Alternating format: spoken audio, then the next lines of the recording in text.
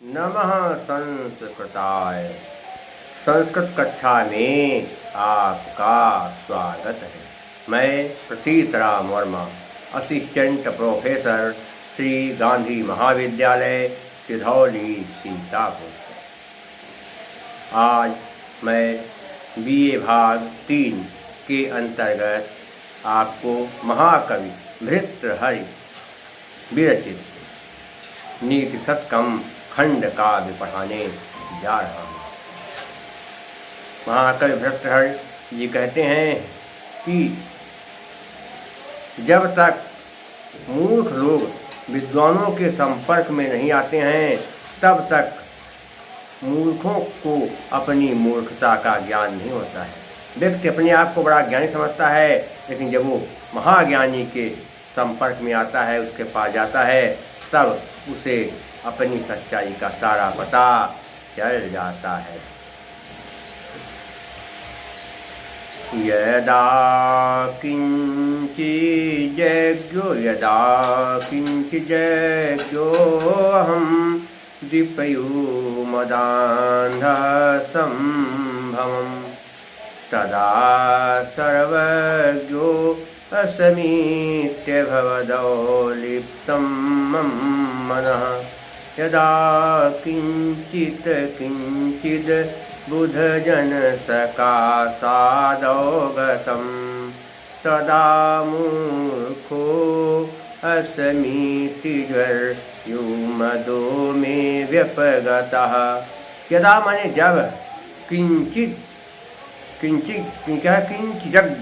मैं कुछ अल्पज्ञ था, जब अल्पज्ञ था, अहम माने मैं, किंचिज्ञो अहम लिखा है, ओ के बाद आ है, इसलिए एंग पदांतार सूत्र के नियम से क्या होता है कि अगर ए अथवा ओ के बाद आ हो तो संधि करने पर आ का अवग्रह चिन्ह बनाते हैं। आ का अवग्रह चिन्ह बना दिया।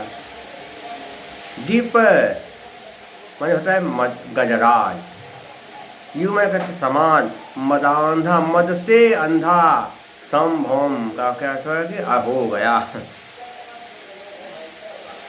जब मैं अल्पज्ञ था तो मतवाले हाथी के समान मद से, अर्थात अपने घमंड से घमंड के कारण अपने घमंड में अंधा हो गया। तदा तब सर्वज्ञ, और मैं सोचने लगा कि मैं तो सर्वज्ञ अस्मि माने हूँ। तब मैंने सोचा कि मैं तो सर्वज्ञ, मैं सब कुछ जानता हूँ। इत मैं कहते ऐसा भावत मैंने हो गया। आवलिप्तम माने अहंकार से, मम माने मेरा, मन मन, और तब मेरे मन में ये आया कि मैं तो सर्वज्ञ हूँ और मेरा मन अहंकार से भर गया। यदा जब किंचित में कुछ दा है और उसके बाद बुध है, तो झलाम सुनते से क्या होगा, ताका जो है दावन। बुध जन विद्वानों के सकाशात नहीं सकाशात पास में गया तो अवगतम ज्ञान अर्जित किया। तदा तब मुझे पता चल गया कि मूर्खो अस्मि, मैं मूर्ख हूँ। अस्मि धन इति आकाश समय देखा, अस्मि धनित माँ में ही छोटी, इसका अर्थ छोटी, दोनों ही मिल गए तो क्या हो गया बड़ी। आकाश समय देखा, तब मुझे पता चला कि मैं मूर्ख हूँ और ज्वरयु मदो, और फिर क्या हुआ कि बुखार के समान मेरा जो मन घमंड था, मेरा व्यपगतः उतर गया। क्या हो गया कि जब मैं कुछ जानता था, जब मुझे कुछ ज्ञान था, उस समय मैं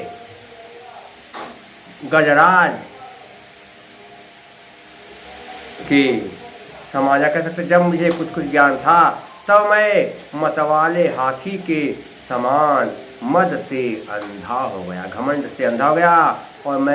और तब मैं समझने लगा कि मैं सर्वज्ञ हूँ, और ऐसा समझते हुए मेरा मन घमंड से भर गया, मेरे मन में घमंड छा गया। लेकिन जब मैंने विद्वानों से संपर्क किया, मैं विद्वानों के पास गया, उनसे कुछ बातचीत की, तो मुझे पता चल गया कि मैं मूर्ख हूँ। और तब जब तब उस समय जब विद्वान संपर्क किया तो पता लगा कि मैं तुम महामूर्ख हूँ।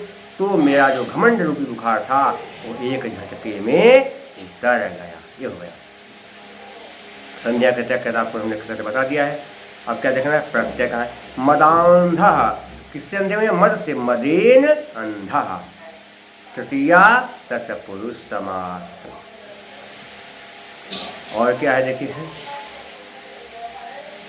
बुध जन सकाशात, लोगों बुद्धों ज्ञानियों का सब, तो क्या बुध जनानाम सकाशात, षष्ठी तत्पुरुष समास।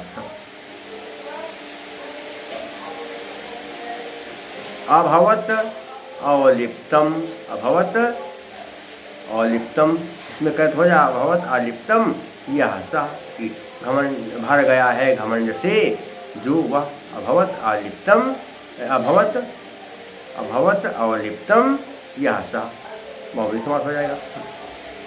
और इसके अलावा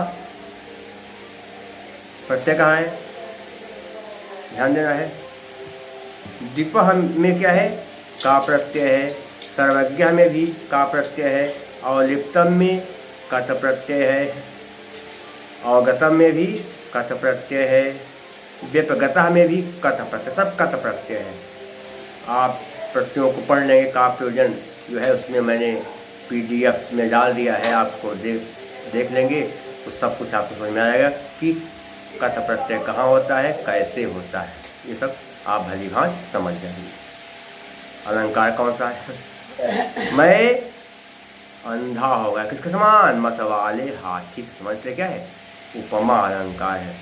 प्रस्फुटम सुंदरम सामुपेत्य विधीयते, प्रस्फुटम सुंदरम सामुपेत्य विधीयते, या ये कहते हैं कि प्रस्फुटम सुंदरम उपमा परिकल्पक, ये सही बढ़िया है, प्रस्फुटम सुंदरम उपमा परिकल्पक, उपमा अलंकार। और क्या है इसके अतिरिक्त, शिखरणी छंद है, रसय रुद्रैस छिन्ना यमन सभलागह शिखरिणी। रस कितने हैं, 6 स्वाद वाले, और रुद्र कितने 11, तो 6 और 11 पर विराम हो। और यमन, यगण, मगण, नगण, सगण और भगण, अंत में एक लघु और गुरु वहाँ पर शिखरणी छंद। और पूरी किताब में जो है प्रसाद गुण है, और वैदर्भी रीति है, और भारतीय व्रत है। ये बताने के लिए कोई जरूरी नहीं है, एक बार बता दिया जाएगा, आप हर चीज़ जो है समझ जाएंगे, भली भांति जान जाएंगे क्या कहाँ पर क्या है। आगे क्या है इसके बाद, क्षुद्र पुरुष सांसारिक वस्तुओं की तुच्छता पर विचार नहीं करता है, वह उसी क्षुद्र वस्तुओं में ही जो है लगा रहता है, उसी में ही सुख मानता है, और उसका परित्याग करने के लिए तैयार नहीं होता है। जो तुच्छ श्रेणी का जीव है, निम्न श्रेणी का, वो तुच्छ वस्तुओं में ही मौज मस्ती मानता है, और उसी में ही वो जो है सुख पाता है, चाहे जो उसके सामने दृश्य हो, लेकिन उसको कोई फर्क नहीं पड़ता है। वही चीज़ में दिखाया जाए क्या कि कृमि कुलचितम, कृमि कुलचितम लाला किलन्नम विगंधि जुगुप्सितम निरूपम रसम प्रीत्या खादन्नरास्थि निरामिषं सुरपतिमपि स्वापार्श्वस्थं विलोकि न संकते नहि गणयति क्षुद्रो जन्तुः परिग्रह फलभूतां। कृमि कुलचितम कहता है कीड़े मकोड़ों से व्याप्त, लाला किलन्नम, लार से सने हुए या लार से भीगे हुए, विगंधि दुर्गंध युक्त, जुगुप्सितम घृणा से युक्त, निरूपम रसम विचित्र रस से युक्त, प्रीत्या प्रेम से, खादन खाता हुआ, क्या है खाता हुआ, क्या कहता है खादन, और इसके बाद ऐसा है खादन रास्थि, नरास्थ, नर माने मनुष्य की, अस्थ माने हड्डियों को, निरामिषम मांस से रहित। तो खादन में तो होगा नर धन अस्त बन गया नरास्त, अकह सवर्णे दीर्घा बन जाएगा। और फिर क्या है निरामिषम, निर है अव्यय और आमिष है संज्ञा। तो जहाँ पर पहला पद अव्यय हो, निर दूर उप अनु यथा सु प्रति, ये सब शब्द प्रारंभ में हो तो क्या होगा बेभाव समास। तो यहाँ पर निर है तो क्या करते हैं, जहाँ पर बेभाव समास आए वहाँ पर क्या होता है कि पहला पद अव्यय है और दूसरा संज्ञा। तो हम संज्ञा के साथ अव्यय का संबंध जोड़ते हैं। आमिष है और संबंध जोड़ने के लिए हम की का प्रयोग करेंगे। तो ऐसी स्थिति में संज्ञा जो बाद में है वो उसको हम पहले लाएंगे। तो हो गया आमिष माने मांस, निर का मतलब अभाव, जोड़ देंगे समझ क्या मांस का अभाव। तो आम क्या बन जाएगा आमिषस्य अभावः, क्या बन जाएगा आमिषस्य अभावः, अव्ययी भाव समास। सूरपतिम सुराणाम पति सूर्यपति षष्ठी तत्पुरुष पति मत हो गया। आत्मा ने भी स्वमने कुत्ता पार्श्वस्थम पास में विलोक्य देख करके न संकते शंका नहीं करता है। अगर इंद्र भी पास में खड़े हों तो कुत्ता ऐसे हड्डियों को खाते हुए इंद्र को देख करके भी शंका नहीं करता है। क्यों नहीं गणना नहीं ही मैं, क्योंकि गणयति समझता है या गिनता है शूद्र मैंने होता है नीच जंतु जंतु परिग्रह फलभूता संसार की सारहीनता को। जो शुद्ध प्राणी होता है वो स्वीकृत वस्तु की सारहीनता को नहीं समझता है, अर्थात उस पर विचार नहीं करता ही हो जाएगा।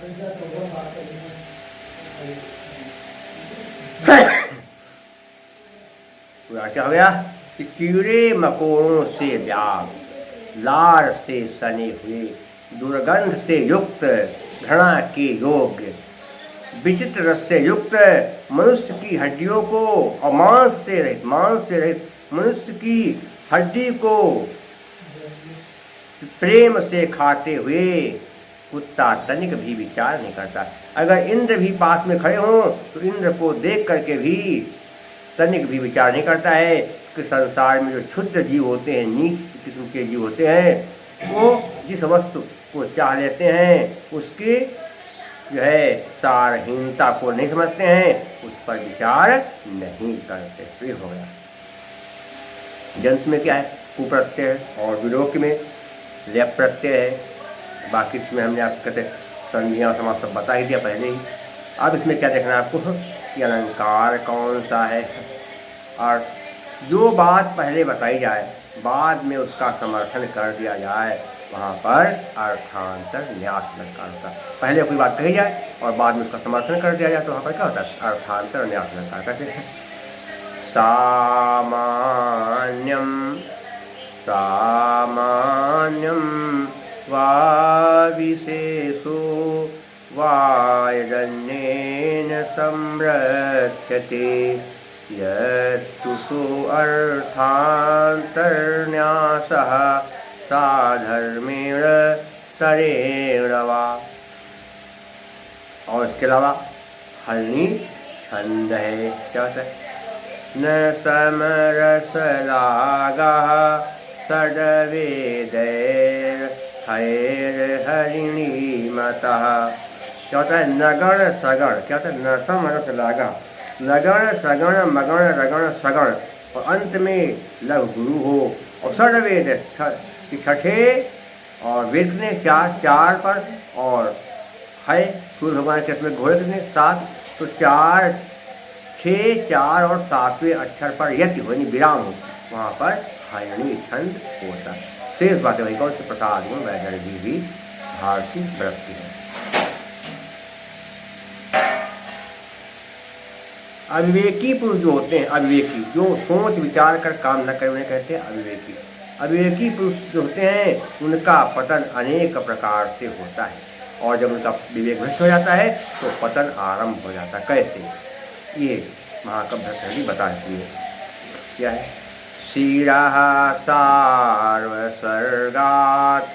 पशुपतिः शिरस्तः क्षितिधरम् महीध्रादुतुङ्गादवनिम वनेशापि जलधिम् अधो गङ्गेयं पदमुपगतायस्तोकमथवा विवेकभ्रष्टानां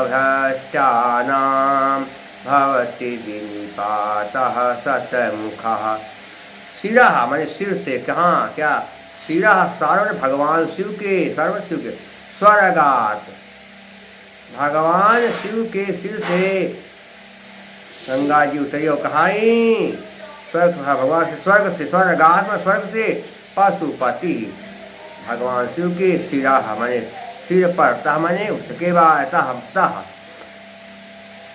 माने वह, क्षिति धर्म कहते हैं हिमालय पहाड़ पर। गंगा जी स्वर्ग से गिरकर भगवान शिव के सिर पर मस्तक पर पहुंची और शिव जी के गंगा जी स्वर्ग से गिर के भगवान शिव के मस्तक पर पहुंची और भगवान शिव के मस्तक से गिर के सीधे हिमालय पहाड़ पर पहुंची। इसके बाद क्या है, महीध्राद, क्या लिखा है, महीध्राद उतंगाद। महीध्राद कहते हैं हिमालय पहाड़ से, उतंगाद माने ऊंचे, आवनी माने पृथ्वी पर। इसके बाद हिमालय पहाड़ से जब गंगा जी उतरी तो पृथ्वी पर आई और फिर क्या हुआ, पृथ्वी पर नीम आवनी, फिर है वह अवने चापी जल, अवने माने पृथ्वी, और पृथ्वी पर जब आई और पृथ्वी से पर उतर करके उससे कहा कि चा माने और अपने भी, और यहाँ क्या लिखा, अवनेह धन चापी, तो विसर्ग के नियम क्या हो गया, अवने धन चा बन गया, विसर्ग का सा बन गया अवनेश चा, फिर दंत सा का स्तु के नियम क्या हो गया, तालव्य सा बन गया, दो संज्ञाएं, और चार धनक का समझ लीजिएगा जल्दी समझ।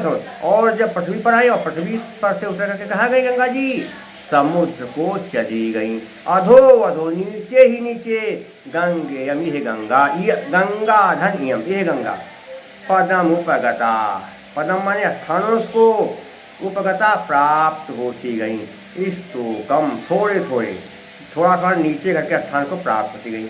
विवेक भ्रष्टाना, जो लोग विवेक से भ्रष्ट होते हैं, जिनका विवेक काम नहीं करता है कि क्या अच्छा है क्या बुरा, क्या गलत है क्या सही, इस पर जो विचार नहीं करता उसे कहते हैं विवेक से भ्रष्ट। तो विवेक से भ्रष्ट लोगों का बहुत बड़ा होता है विनिपाता माने पतन, शतमुखा सैकड़ों प्रकार से, अनेक प्रकार से।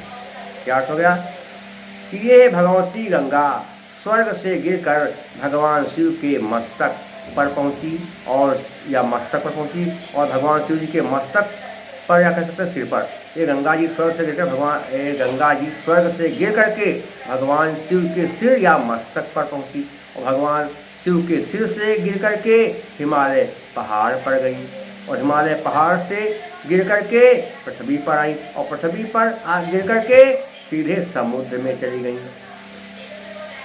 अर्थात क्रमशः नीचे से नीचे, क्रमशः अधो अधो नीचे से नीचे छोटे छोटे स्थानों को ही प्राप्त करती गई। तो कहने का मतलब यह है कि जो विवेक से भ्रष्ट हो जाते हैं उनका पतन सैकड़ों प्रकार से होता है, उनकी अधोगति होती है, अर्थात उनका विपात होता है, पतन होता है। ये हो गया, देखिए कहाँ पर क्या है, शिरस्ता हमें क्या होगा, शिरा धनता, विसर्जनीय सा के नियम क्या, विसर्ग का सा बन गया। और इसके अलावा अब इसमें क्या देखना है कि समास कहाँ पर है, देखना थोड़ा सा। पशुपति, पशुनाम पति, पशुपति, विवेक भ्रष्टानाम, किससे भ्रष्ट, विवेक से, तो विवेकात भ्रष्टानाम, पंचमी तत्पुरुष समास है। क्षित धर्म में क्या होगा, क्षितिम धरती इति सिद्ध उपपद तत्पुरुष समास है। और गंगा में टाप प्रत्यय, जहाँ पर एक शब्द लगातार दो बार आए, जहाँ पर एक शब्द लगातार दो बार आए वहाँ पर रमूल प्रत्यय, रमूल प्रत्यय होता है। तो यहाँ पर अधोधो में क्या है, रमूल प्रत्यय। और अधोधो में एंग पदांत तारत के नियम से जो है आका जो है अवग्रह चिन्ह बन गया, ये हो गया। अलंकार कौन सा हो गया देखेंगे। यहाँ पर भी जो है अर्थांतर न्यास अलंकार है। और इसके अलावा अनुप्रास भी है। सा की आवृत 2 बार हुई है, शिरा सा, इसलिए क्या है, छेकान प्रास अलंकार है। वर्णवृत्तिम द्विविधागता छेकान प्रास कथ्य। और इसके अलावा शिखरणी छंद भी बताया था। रसै रुद्रैस छिन्ना यमन सभरागः शिखरिणी, शिखरणी छंद है। और प्रसाद गुण क्या लक्षण होता है, शीतम व्यापनोति क्षिप्रम सुसकन्धेन मिवानलः सप्रसादः समस्तेषु रसेषु रचनासु चा। जो सभी रसों में और सभी रचनाओं में गुण हो, गुण प्रसाद हो। और दूसरी चीज़ क्या है, जहाँ पर समास का अभाव हो या बहुत कम समास हो, वहाँ पर वैदर्भी, यहाँ पर वैदर्भी थे, क्योंकि समास बहुत कम है। माधुर्य व्यंजक वर्णे रचना ललितात्मका अवृत्तिरल्प वृत्तिरवा वैदर्भीतिरिष्यते। वैदर्भी रीत और भारती वृत्ति है। कौन सी वृत्ति, भारती वृत्ति। शेष मैं आपको अगले अंक में पढ़ाऊंगा। और मेरा मोबाइल नंबर है, यदि आपको संपर्क करना हो तो क्या है, 798 558 73 39। और मेरा व्हाट्सएप नंबर है 97 93 03 47 15। तो शेष आज इतना ही। तब तक के लिए नमः संस्कृताय।